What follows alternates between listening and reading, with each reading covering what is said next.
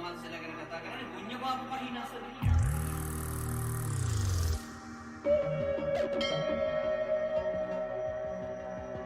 දානීය පිළිබඳ අවබෝධය තියෙන කෙනා